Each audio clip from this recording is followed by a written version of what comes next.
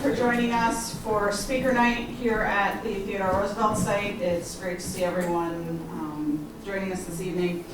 I'd also like to thank our sponsors for this evening. We are grateful to the New York State Council on the Arts for the grant funding they have provided to us, as well as to M&T Bank, our funders, and also, of course, the Association for Buffalo Presidential Center, who is co-sponsoring this evening's program, and we're very grateful to be partnering with them.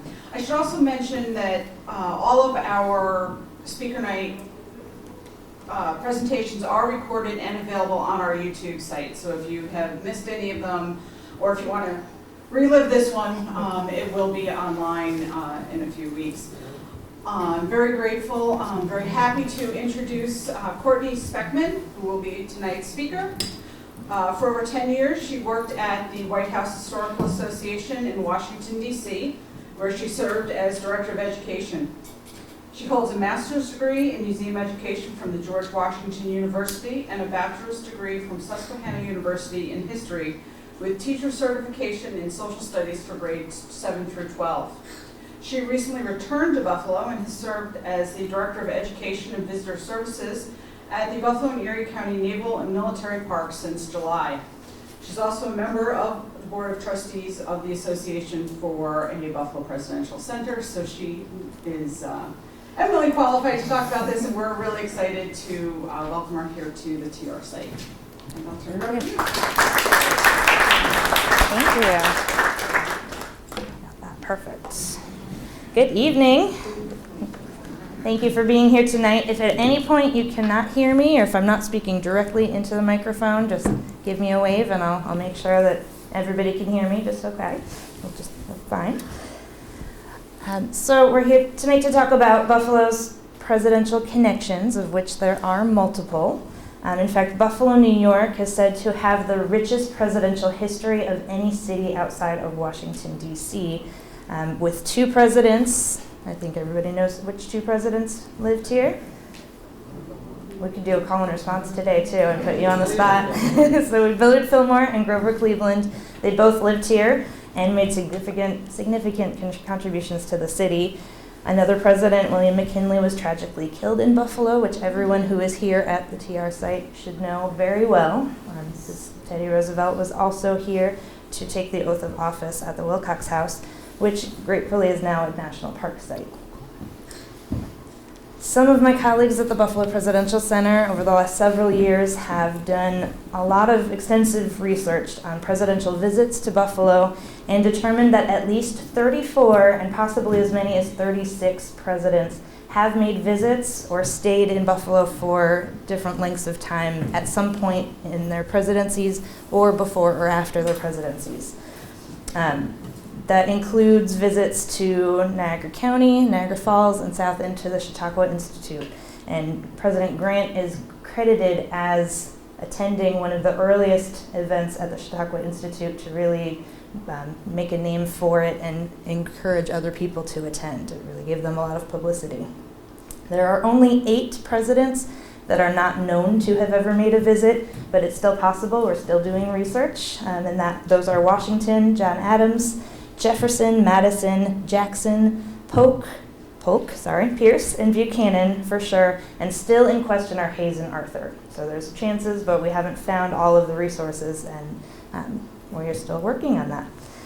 Tonight, I will be concentrating on Buffalo's earliest presidential connections from the 19th century into the 1800s. Though we know that presidents continue to have a relationship with Buffalo, even as recently as 2016, when both Donald Trump and Bill Clinton were in Buffalo on the same exact day in April ahead of the primary elections. Different campaigns, as we know. We also think about Barack Obama's visit to deafs, that it was so prominently in the papers in 2010. Harry Truman received an honorary degree from Canisius College after his presidency. So there are I could list a long line of presidential visits. And if you go to the Buffalo Presidential Center's website, there is as complete of a list as we can do right now of all of the presidential visits before, after, or during their presidencies. The first future president to visit Buffalo was, does anybody know his name? Just by picture. Very good. We do have some presidential historians here. So William Henry Harrison, so this was before his presidency during the War of 1812. Harrison was in command of the army in the Northwest with the rank of brigadier general. At the Battle of the Thames, north of Lake Erie, on October 5th of 1813, he defeated the combined British and Indian forces. His men were then ordered to the Niagara frontier for duty, and none other than Commodore Oliver Hazard Perry's fleet transported the army to Buffalo, where they arrived on October 24th, 1813, just 2 months before the British would burn the village to the ground. He's the only president, future or current, to see the village of Buffalo before the War of 1812, or before it was burned. Both Perry and Harrison were honored at a banquet which took place at Pomeroy's Tavern on the northwest corner of Main and Seneca Streets. The dinner was hosted by General Peter Porter, who served under John Quincy Adams in his cabinet, and the Buffalo Militia also hosted them, and it was attended by a number of prominent Buffalo residents. The population of Buffalo was only around 1,500 at that time. General Harrison offered this toast. He said, "Our naval supremacy on the lakes, may its importance be felt, and our government be always determined to retain it." There were a total of 34 toasts that evening, and at least one was directed at Harrison, which said, "General Harrison, the accomplished soldier and scholar of the woods." He became our country's 9th president in 1841 and would also be the first president to die in office after serving only 31 days due to contracting pneumonia, possibly because he gave the longest inaugural address in presidential history. And what was he not wearing? A coat or a hat. So some people credit that as the cause of him falling ill soon after his inauguration. The first sitting president to visit Buffalo. Does anybody know this one?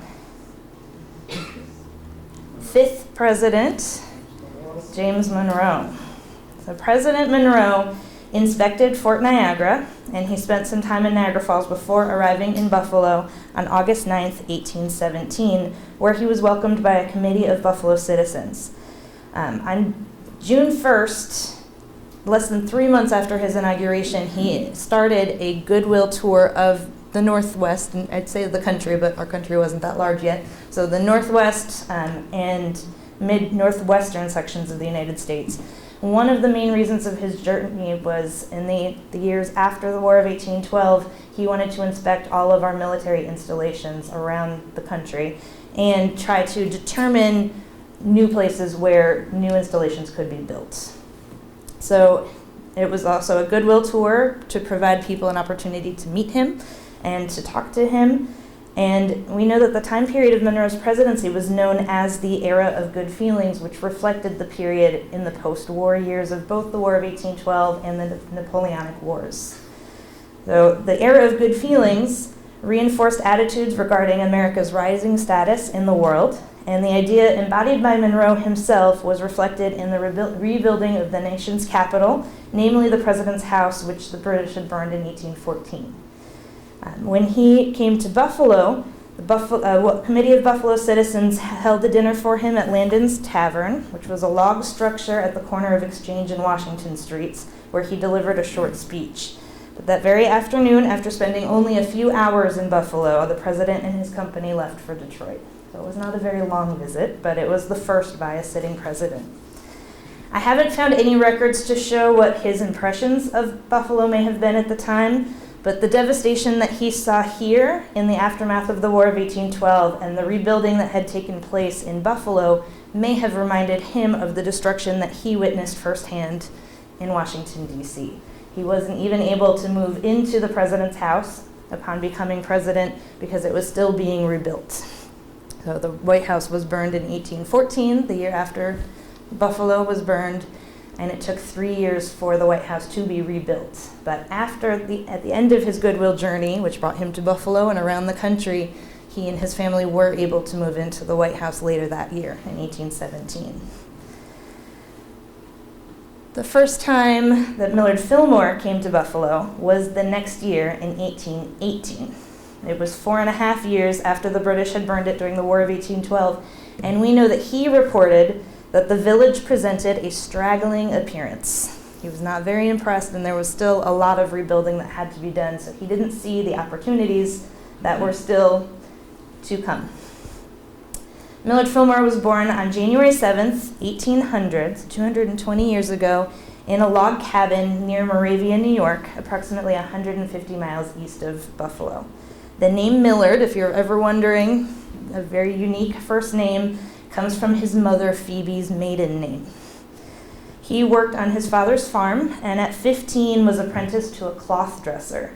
He took advantage of any opportunity to go to school and met his future wife, Abigail Powers, at an academy in New Hope, where he was studying at the age of 19, and at the age of 21, she was teaching.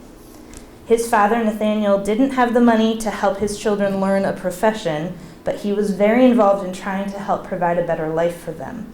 He arranged Millard's apprenticeship with the cloth dresser, and later helped him secure a position as a clerk in the law office of his landlord, County Judge Walter Wood. His family moved to East Aurora in 1822, 4 years after his initial visit, and Millard found his prospects in Buffalo to be a little bit more promising in the years since he had first visited, especially as the Erie Canal was nearing completion in 1825. Fillmore was admitted to the bar in 1823. He opened the first law practice in East Aurora and later moved to Buffalo after building this house for his new bride. He became a champion for Buffalo's incorporation as a city and actually sat on the committee that drew up the first city charter in 1831. So he helped to write the charter so that Buffalo could become a city. He became more involved in politics as a member of the Anti-Mason Party, the first serious national third party that would eventually merge with other groups to form the Whig Party. He held state office and for 8 years served as a member of the House of Representatives, where he was admitted to practice before the Supreme Court.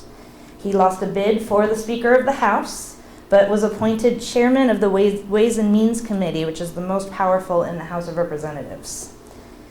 In 1842, Fillmore retired from Congress, believing that he could do more good at home in Buffalo, and he returned to his law practice. But he did not stay out of politics for very long, and he later became the comptroller for the state of New York, and he lost a vice presidential bid in 1844 when the Whigs lost their election, but was successfully nominated in 1848 with President Zachary Taylor. He was vice presidential nominee. President Taylor, who we see on the left, embarked on his own goodwill tour in 1849, but he fell ill in Erie on his way with symptoms similar to cholera. Doctors feared then that he would not recover, but he rallied and was able to continue his trip. President Taylor landed in Black Rock briefly, which was separate and just outside of where the city limits of Buffalo are. He made remarks to the people who gathered to greet him, but instead of stopping in Buffalo, which greatly disappointed the residents there, he continued on to Niagara Falls with plans to visit the city on his return. Vice President Fillmore, I keep saying Fillmore, personally welcomed Taylor to Niagara Falls. He rode over the new suspension bridge, which had just been completed the previous year, and crossed into Canada briefly, which is not a big deal, although when we think of the first president to travel internationally, we think of Theodore Roosevelt. Sources that I have found say that he rode over the suspension bridge, crossed into Canada, which would make him the first president to leave the country while in office, almost 60 years before Theodore Roosevelt would travel to Panama. There are no reports that he got out of the carriage or stepped foot on the property, but he did make it all the way across and turned around and came back. So it was not a long visit. He may not have even seen another person on the other side, for all we know, but he did at least cross the suspension bridge. But unfortunately, he was still not feeling 100%, and he decided to cut his trip short from Niagara Falls and return to Washington, D.C. by ship across Lake Ontario through Albany and New York City. So he did not make it back to the city of Buffalo. He was close. As Vice President, Fillmore presided over the Senate during the months of nerve-wracking debates over the Compromise of 1850. He made no public comment on the merits of the compromise proposals, but a few days before President Zachary Taylor's death in July of 1850, he suggested to Taylor that if there should be a tie vote on the bill, he would vote in favor of it. This was a very tumultuous time in American history, with the North and South seeming to move rapidly toward the possibility of a civil war over the slavery question. Compromise seemed to be the only way to keep things from boiling over, and the result was that Congress decided and eventually proposed what became known as the Compromise of 1850. And I think when we think of Millard Fillmore, this is the legislation that is associated with him the most. Rather than a single bill, the compromise was made up of several smaller bills that would allow California to be admitted as a free state. It would provide for self-determination over slavery in the New Mexico Territory. And this was really the big issue. It took 4 years for Congress to figure out what to do with California. When was the gold rush? 49. So Compromise of 1850, the population of California had exploded just in the last 2 years with the prospects of finding gold in California. So they wanted to move quickly to make it an official state of the United States. But they didn't know how to make it a free state without also allowing for a slave state to balance it in Congress and in the Senate. It took 4 years for this compromise to come together to finally offer a solution to adding California as a state. And that was really the big victory for the free states or the northern states at the time. It was allowing California to be admitted as a free state without having an alternative state to offset the balance in Congress. The compromise also established the western border of Texas and had the federal government assume the debt of that state. It ended the slave trade, but not slavery itself, in the District of Columbia, so that people are no longer allowed to act in the slave trade in our nation's capital. And finally, it strengthened the existing fugitive slave law, which I think is what people think of most when they think of the Compromise of 1850. Henry Clay first proposed the compromise in January of 1850. This is 7 months before Zachary Taylor's death, after 4 years of debate, as I said. And this was also, the debate was regarding the territories. It was acquired by the United States during the Mexican-American War 4 years earlier. So all of this land was newly acquired by the country just 4 years previously. In addition to deciding the matter of the new territory, the compromise also included the passing of bills that had more immediate effects for enslaved and free African Americans. And that would be the bill ending the sale of slaves and the Fugitive Slave Act, which I'm going to talk about a little bit because I will also talk about the controversy surrounding his legacy with signing it. In 1793, the first Fugitive Slave Act was passed that enforced Article 4, Section 2 of the Constitution, requiring enslaved people who had run away to be returned to the slaveholders. However, many abolitionists had found ways to circumvent this law and ensure the safety of both enslaved and free African Americans. As part of the new Compromise of 1850, the new Fugitive Slave Act required only an affidavit from the slaveholder swearing ownership of the alleged escapee and did not allow the accused to stand trial or defend him or herself. The new Fugitive Slave Act also enforced stronger penalties for law enforcement agents who did not return an alleged escapee to the claimant, as well as for citizens who aided people who were escaping. The practical effects of the new law meant that many African Americans, even those who were legally free, feared for their safety as they had no way to defend themselves against being kidnapped and sold into slavery. President Taylor was opposed to the Compromise of 1850, but it wasn't because of the new Fugitive Slave Act. He was a Southern slaveholder himself. He was the last sitting president to own slaves while he was president. But he opposed extending slavery to any territories where it did not already exist. He didn't want to see slavery even having a chance to go to new territories. Fillmore supported it, including the pro-slavery provisions, because he saw it as a way to prevent violence and unite the country. He wanted to avoid a potential Southern secession and war. Fillmore had no official say over the Compromise of 1850 as vice president. His only role, if it had come to it, would be to cast a tie-breaking vote in the Senate if necessary. Remember, the Senate has equal representation. Every state has 2 representatives in the Senate.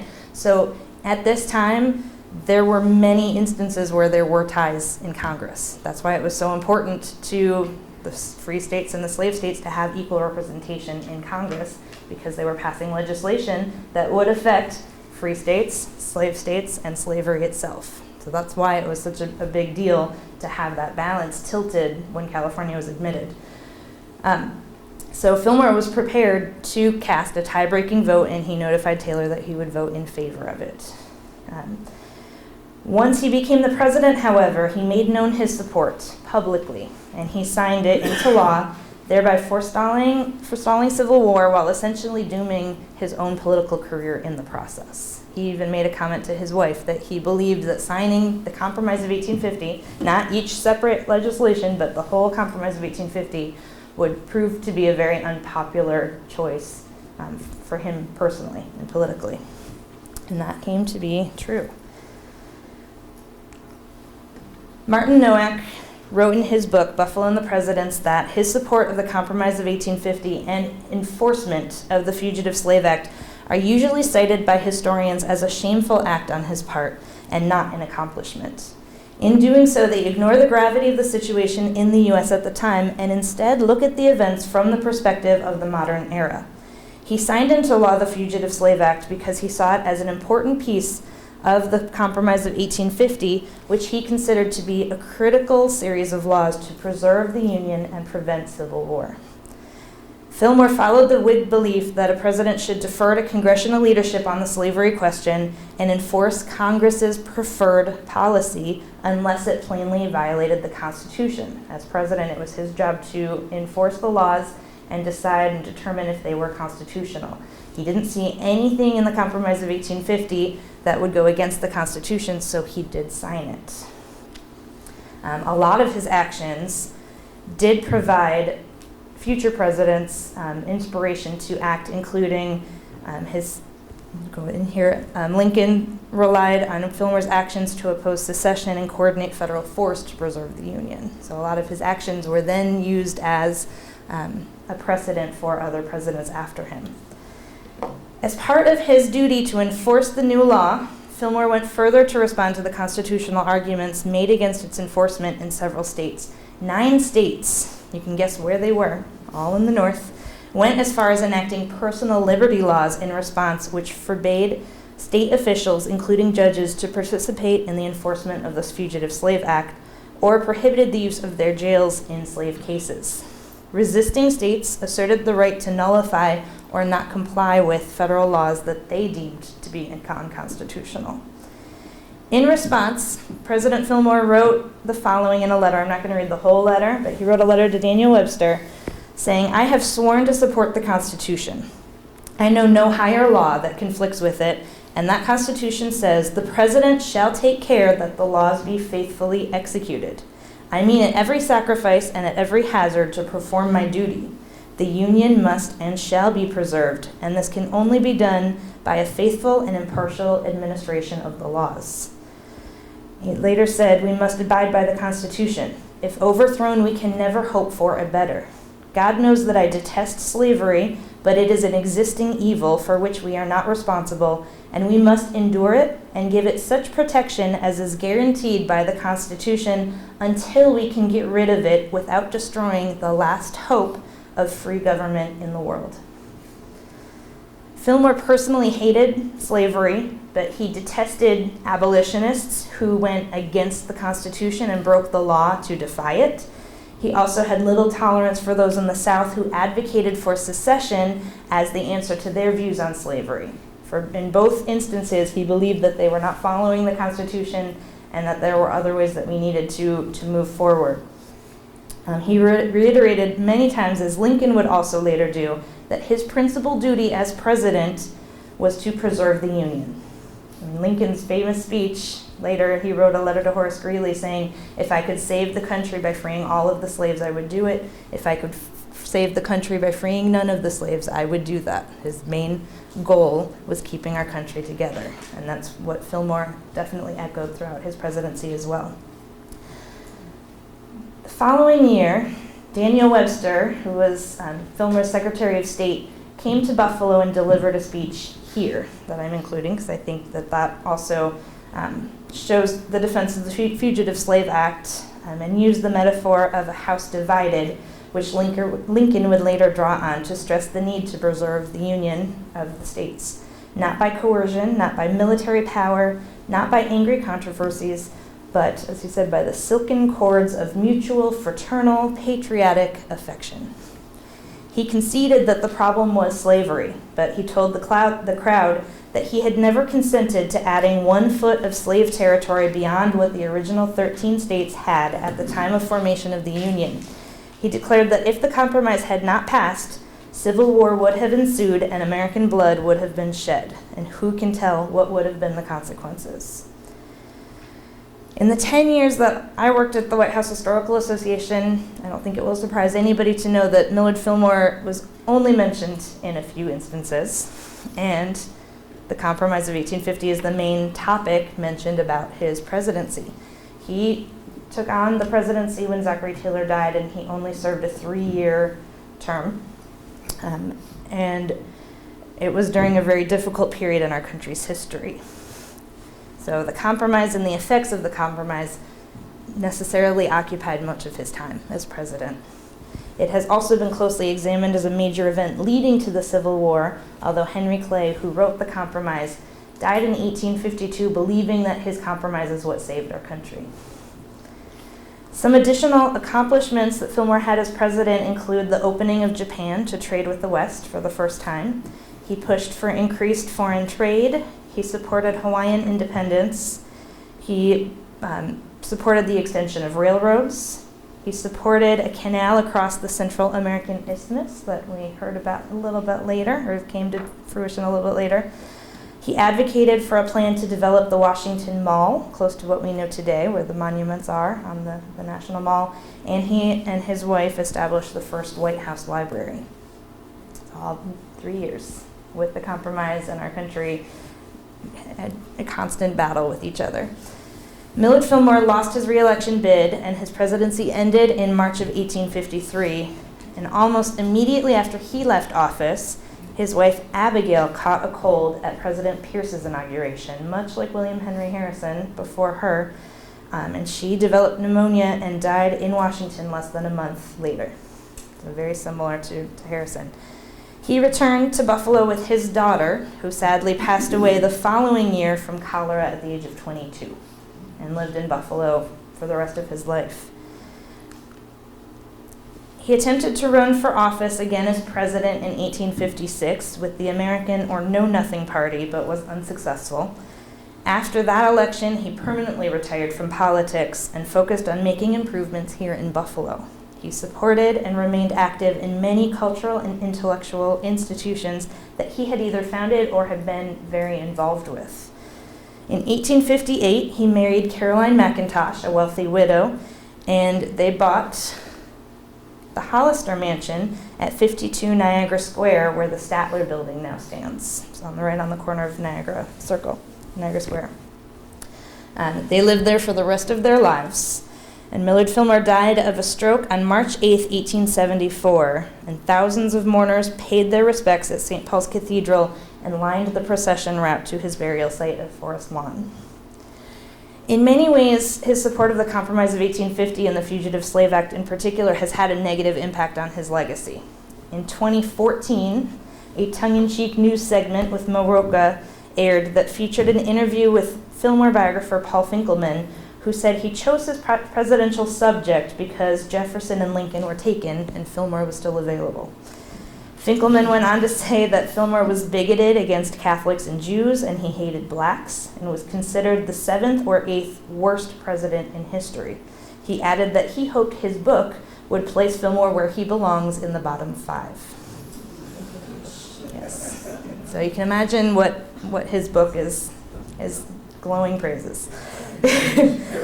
His book was published in 2011 as part of an American Presidents series.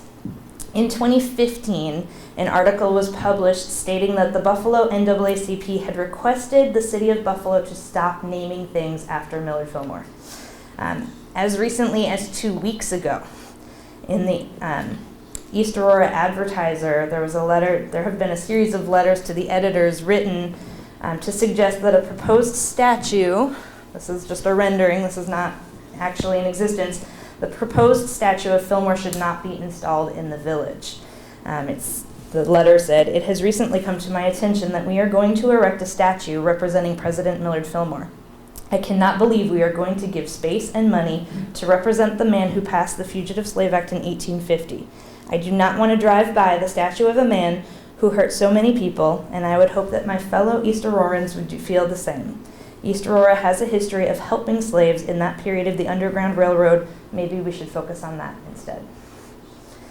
And on a little note, the Aurora Historical Society has been in the process for several years to raise funds to be used for the creation and installation of a statue of Millard Fillmore near the corner of Main Street and Shearer Avenue, right at the entrance to the Fillmore home that I showed you earlier. The process is still underway. And I should also point out that Millard Fillmore is not far from the only president to face this kind of scrutiny for the actions that he made in his lifetime, and it is not hard to say that every president has in some way faced scrutiny for their decisions as president. Not since George Washington's first term has a president been unanimously elected, and that was only for his first term. Even his second term, he was not unanimous. I still remember visiting a second grade classroom in Washington, D.C. in my former job, and a second grader raised her hand and asked, "Was George Washington a bad man?" You can imagine why she asked that, and we had a very interesting and elaborate conversation on presidents as slaveholders and how their actions and decisions really reflect the period of time that they're living in. Was he a bad man because he was a slaveholder? Even recently, you may remember a recent campaign to remove Andrew Jackson from the $20 bill, in part because he opposed the central banking system, he owned slaves, he signed the Indian Removal Act of 1830, and pressed for its implementation. The Aurora Historical Society's website states that the sculpture of Millard Fillmore will sit prominently on Main Street and welcome visitors, opening the pathway from the sculpture back in time to the honeymoon cottage. They go on to say, "We look forward to expanding our education programming, examining the pre-Civil War era during which Fillmore was in office and the effects of his presidency, including his most controversial act, signing the Compromise of 1850, including the Fugitive Slave Act into law." I think that if we can continue to find opportunities to highlight an engaging conversation about Fillmore and the Compromise of 1850, and hopefully educate about that time period, just as places like Mount Vernon and the Hermitage have been forced to do, and have been doing a fantastic job, by the way, I think that it would be a great benefit for our community and for the country. We are the only place in the world that can tell Millard Fillmore's story in this way, using his home, using his artifacts, resources, and his footprint is all over the city, which I will also still talk about. I know we're talking a lot about Millard Fillmore, but I think of all the presidents, we owe the most to him and have the deepest connection. Criticism of Millard Fillmore was fairly immediate even in his lifetime.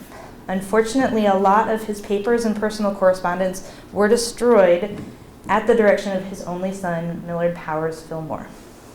He added in his will, when he died, that his executor at the earliest practicable moment burn or otherwise effectively destroy all correspondence or letters to or from my father, my mother, my sister, or me. And this was done soon after his son's death in 1889. The Fillmore family line ended with his son, who never had any children, to help preserve the president's legacy in any way. So both his daughter died at the age of 22 before having any children. His son died much later but had never married or had any children either. In 1907, this was almost 20 years after his son's death, Frank Severance, the secretary of the Buffalo Historical Society, published a volume of Millard Fillmore's papers, ones that still survived. As of that time, 33 years after his death and 54 years after his presidency, there was still no adequate biography of Millard Fillmore to be written. A couple of books devoted to his career appeared in 1856 when he was still a candidate of the American Party, but according to Severance, in all of these exist faults inherent in partisan work. Mr. Fillmore's span of life continued for 18 years after they appeared, and although his public career was ended, he was by no means an indifferent or silent spectator of public affairs. To those who would know his character, his attitude during the Civil War, and his well-considered utterances on many topics in his later years cannot be ignored. Severance went on to say that partisan abuse and misrepresentation have been the lot of every president in the United States since Washington, but no president has been more maligned in his time, or in some respects more misrepresented, both in his own day and in after years, than has Millard Fillmore. Millard Fillmore has been referred to as Buffalo's #1 citizen. I already said he helped to sign the charter to create Buffalo as a city. And in 1960, John Horton wrote that even if he had never become a national figure, Millard Fillmore deserves to be honored by Buffalo. He was one of the most public-spirited citizens that this city has ever had.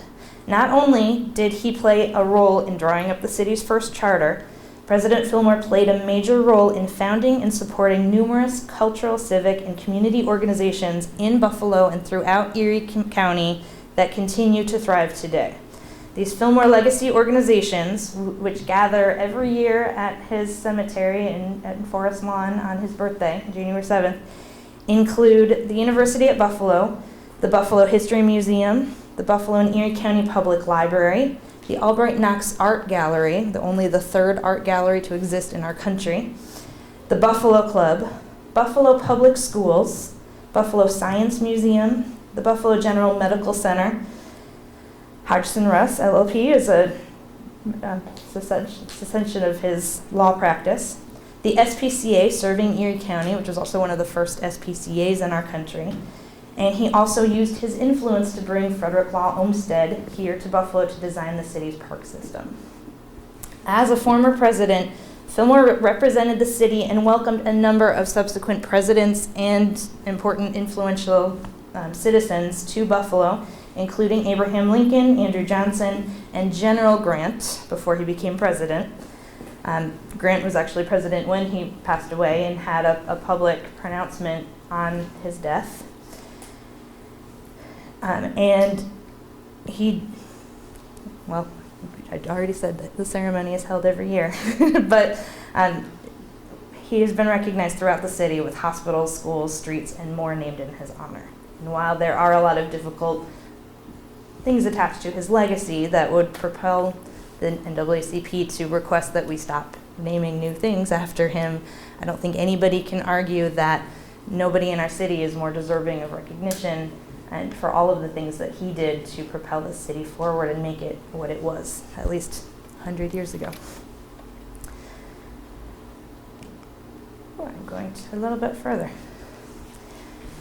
So now we're moving into Abraham Lincoln, who visited Buffalo 3 times, and his funeral train made a 15-hour stop here after his death as well. In 1861, President-elect Abraham Lincoln embarked on a 13-day train journey from Springfield, Illinois to Washington, D.C. for his inauguration, which included a 36-hour stop here. At one of his first stops in New York, Lincoln met a young girl from Westfield, New York, Grace Stadell, only 11 years old, who had written to the presidential candidate suggesting that he grow a beard. He listened. When he got to the stage in Westfield, he called out her name and asked if she was in attendance. She was brought up to the stage and got a big hug and kiss from the president. In Buffalo, he was met at the door of the car by a delegation led by none other than Millard Fillmore. He delivered a public address and was greeted by a crowd of about 10,000 people.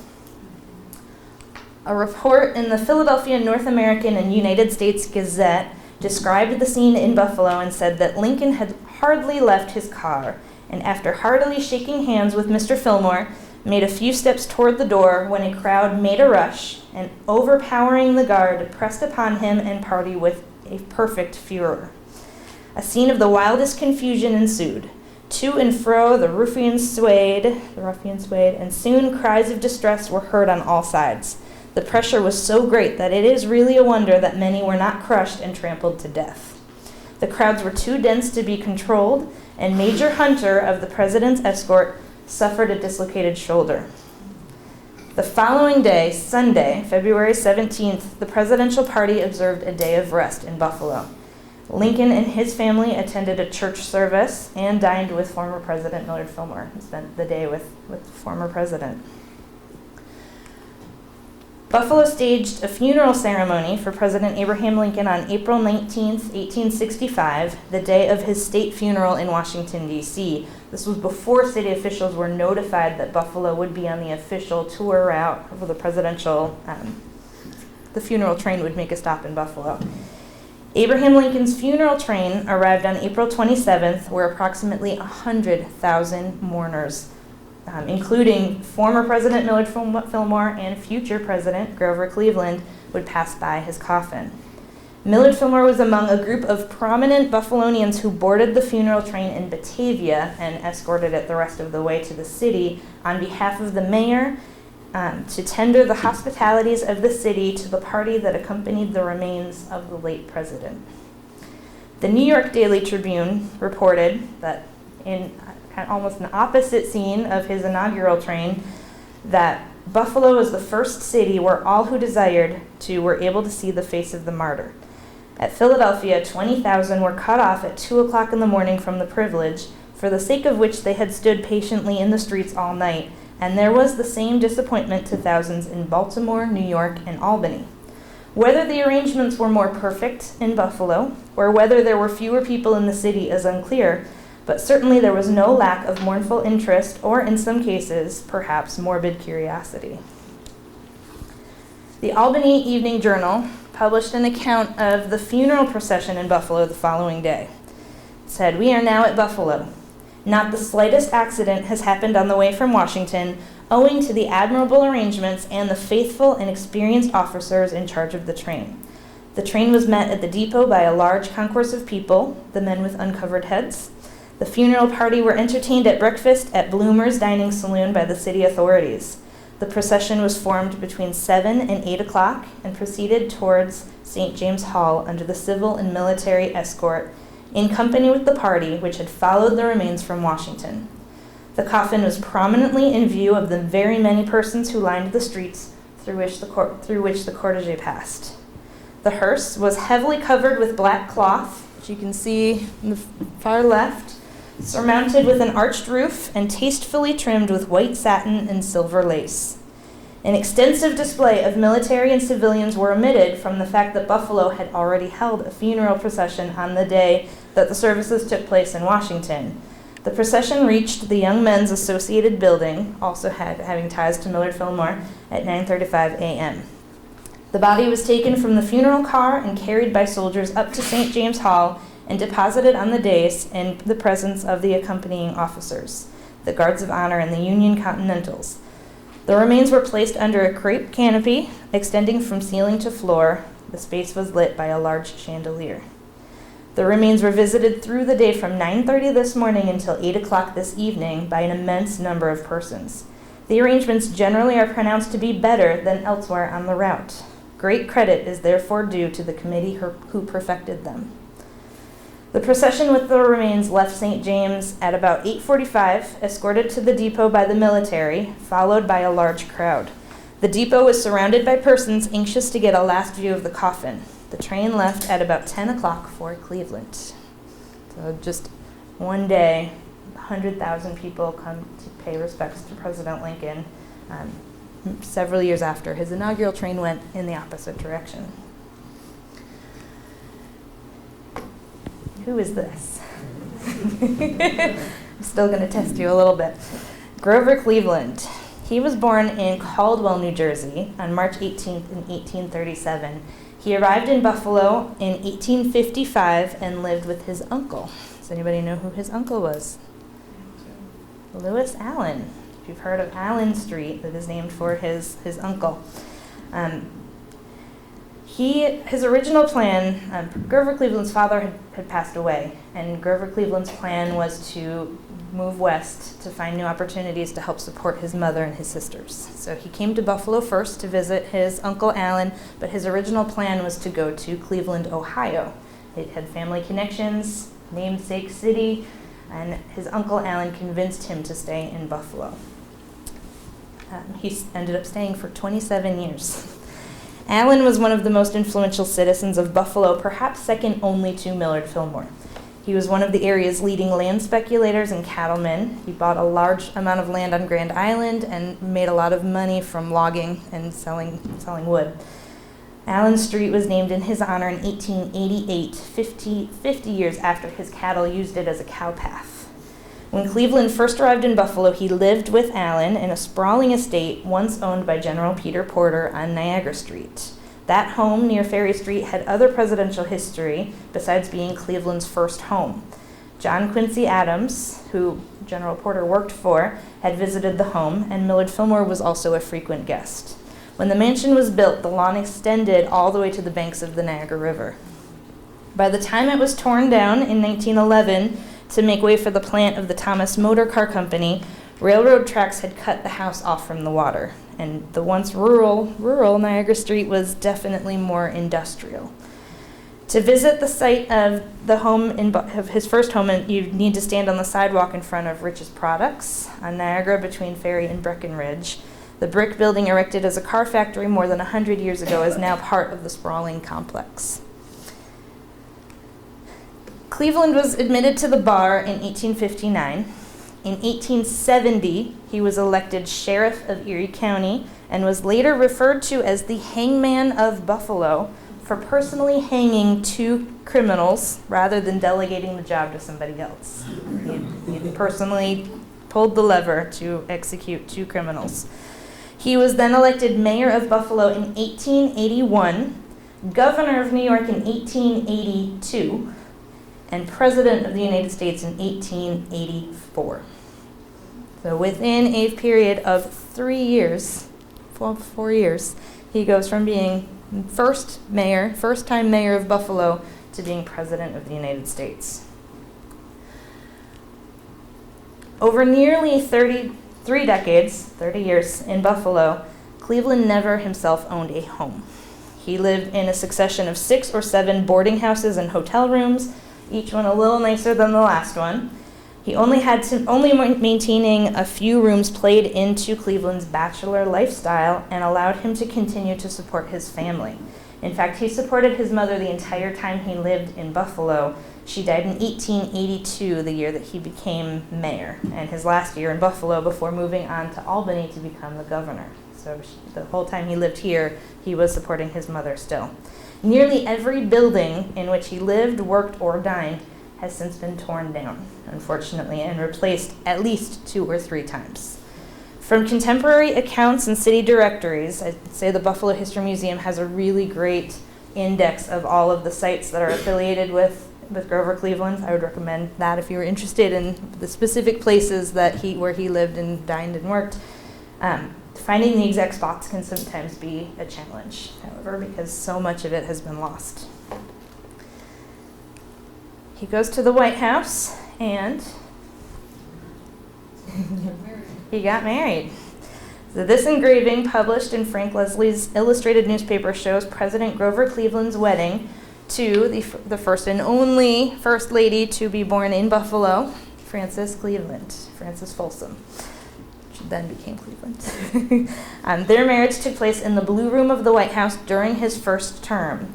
He is not the only president to be married while president. John Tyler holds the distinction of being the first president to get remarried while being president, or to get married at all. But he is so far the only president to be married inside the White House.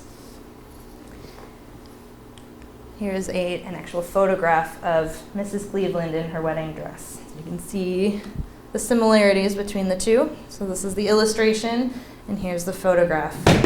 Frances Cleveland was only 21 at the time, and she also holds the distinction of being the youngest First Lady that we have ever had. President Cleveland is also the only president to serve 2 non-consecutive terms, which is why he is the 22nd and 24th president.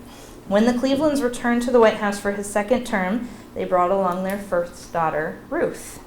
Their second child, Esther, was born a couple of years later, and she remains to be the only child of a president to be born in the White House. Not the only child, but the child of a president. Grover and Francis did not return to Buffalo after either of his presidential terms, electing to move first to New York City after his first term, and then retiring in Princeton, New Jersey after his second term. A number of possible reasons have been offered to explain why they chose not to return to Buffalo. One is that he harbored a resentment over the way he had been treated by some of the Buffalo press and some Buffalonians. He was especially resentful of, let's see if I can get it, oh, I went too far. Relating to the Maria Halpin affair. I don't know if you're familiar, but Maria Halpin was a young widow in Buffalo in the 1870s, far before Grover Cleveland was married. While each side had a different version of events on what exactly happened, the fact is that Halpin gave birth to a baby boy, and she named him Oscar Folsom Cleveland. She was then placed in the care of the Providence Lunatic Asylum at Flint Hill in the northern countryside of the city of Buffalo, and her son was taken from her, actually. Some claimed, well, Grover Cleveland himself accepted responsibility for the boy, but many claim that the baby's first name, Oscar Folsom, gives a better clue as to who the father actually was.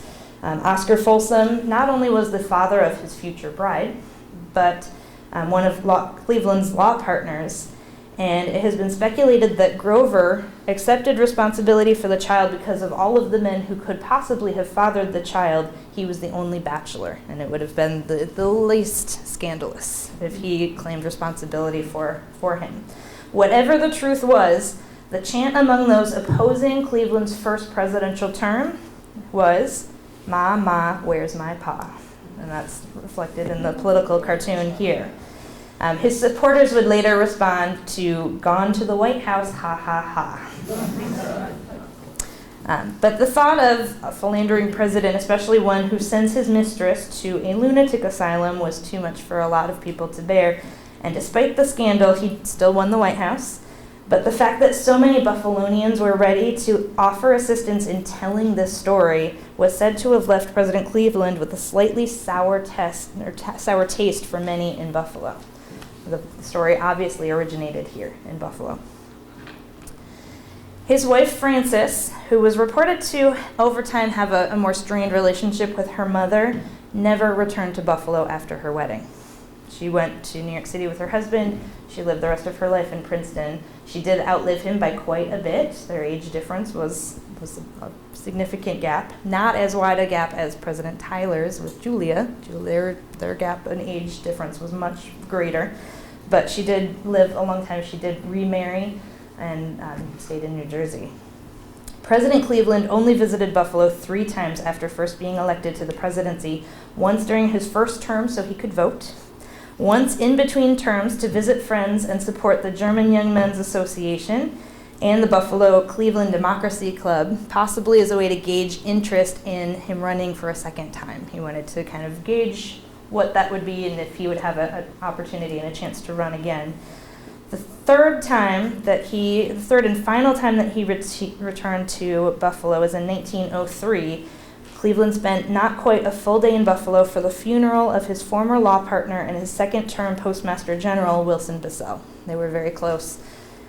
So during his final visit to Buffalo, he stayed in the home of John Milburn, where President McKinley had died just 2 years earlier. So that was his last time visiting. We don't know if he saw the room where McKinley died or if he stayed there, but we know that he stayed at the Milburn home after McKinley's death. And here is the Milburn house. John Milburn also would host Vice President Theodore Roosevelt and his family at his home in May of 1901 to dedicate the opening of the Pan American Exposition. Milburn served as the Expo president. So though it's not actually known, Vice President Roosevelt may have also actually stayed in the room where President McKinley would die 4 months later. President William McKinley had plans to visit Buffalo in June at the end of a national tour, but his wife fell ill while they were in California, so they rescheduled his visit to September instead of June. He arrived in Buffalo on September 4th for a scheduled 3-night stay, and the next day was considered to be President's Day at the exposition in honor of McKinley's visit. He rode an open carriage with John Milburn and delivered an address to a crowd of roughly 50,000 people. Later that day, he and Milburn rode to the exposition stadium, here's the stadium, with 10,000 spectators, and left the reviewing stand so that he could review the troops and walked around the stadium as the crowd applauded and saw him. On the next day, September 6th, the President and First Lady took a trip to Niagara Falls. In the morning, they had lunch. They drove to the Falls View Bridge, where, in preparation, this time, a chalk line had been drawn to mark the international boundary to ensure that McKinley would not cross into Canada. After lunch, they returned to Buffalo, and Mrs. McKinley returned to the Milburn house, and President McKinley went back to the exposition with Milburn and his secretary, George Cortelyou, where a public reception was going to be held at the Temple of Music. At around 4:07 p.m., I think we know what happened next. Leon Czolgosz approached the president with a pistol hidden in a handkerchief and fired 2 shots. Doctors were initially hopeful that the president would make a complete recovery. One of the shots had hit a button and ricocheted off. The second one proved to be more fatal than what they had seen initially. And anxious crowds would gather all throughout Buffalo, waiting for news and reading broadsides and other newspaper articles to read bulletins of McKinley's condition. In New England, former Buffalonian and former President Grover Cleveland said, "With all American citizens, I am greatly shocked at this news. I cannot conceive of a motive. It must have been the act of a crazy man." And here, because we are at the TR site, we have a series of photos that show President Roosevelt conferring with Senator Hanna on the way to the Milburn house. You see on the bottom left the ambulance in which the president was taken from the Temple of Music to the emergency hospital and then to the Milburn residence where he died. And on the bottom right, it's Secretary Cortelyou, who we saw in the open carriage, announcing to the newspaper men that there was no longer hope of the president's recovery. After William McKinley's death, approximately 75,000 mourners were able to pay their respects to the slain president at the current Old County Hall on September 15th, 1901. On the right, you can see an inlaid brass plaque in the floor that marks the location where his body lay in state. Old County Hall was also the location of Czolgosz's trial, and I always feel like I pronounce that differently every time I say it, but I think I got it. His trial took place a little over a week after the president's death. He was convicted and executed by electrocution within 8 weeks. And the electric chair, also invented by a Buffalo dentist. I think he was the 50th person in Auburn to be electrocuted, so he didn't have to worry about Grover Cleveland pulling any levers. The only physical evidence of President McKinley's assassination site is the small boulder in the median on Fordham Drive, which was placed there in 1921 to mark the location where he was shot. The Temple of Music, never intended to be a permanent structure, was demolished soon after the Pan Am Exposition closed. The people of Buffalo were left to consider how best to commemorate the president who had been killed in their city, and they moved quickly to erect a 93-foot-tall marble monument, which was dedicated 6 years later as the McKinley Monument on Niagara Square, right adjacent to Fillmore's home as well. Here we have a picture of the McKinley Monument from 1908. So you can kind of see the location towards Fillmore's house as well. Buffalo has a rich history with unique resources, artifacts, historic sites, and presidential namesakes that preserve the memory and legacy of the city's many connections to the American presidency. Although Buffalo's presidential history is fraught with some difficult associations and includes a presidential assassination that only Dallas and Washington, D.C. can identify with, It has also played a significant role in shaping American history and deserves recognition.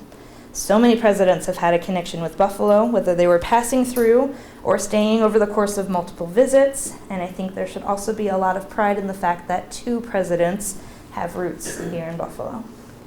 And with that, I'd like to thank all of you, and I'm happy to answer questions.